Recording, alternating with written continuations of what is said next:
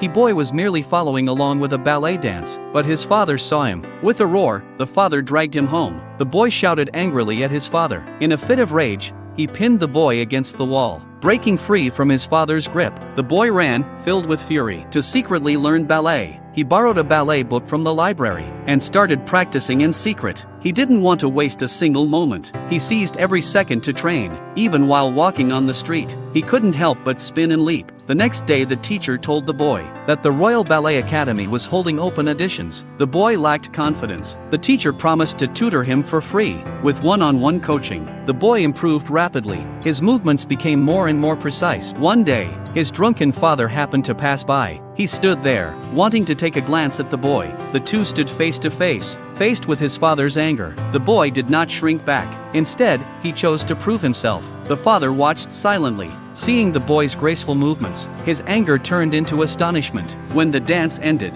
the father turned away calmly. The boy quickly chased after him, but then, the father broke down in tears. Then he ran to the teacher's home, apologizing and thanking her for not letting this genius go to waste. But the entry fee was expensive. Left with no choice, the father opened his late wife's jewelry box, holding back tears. He walked into a pawn shop. The father and son took the coach. When they arrived at the Royal Academy, they were both in awe, facing the examiners. The boy was so nervous he could barely move.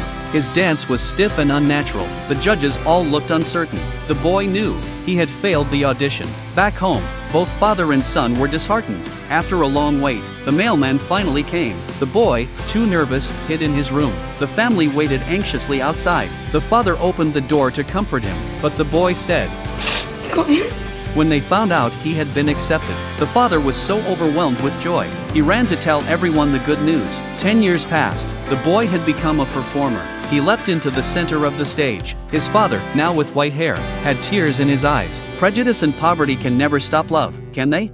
Please comment.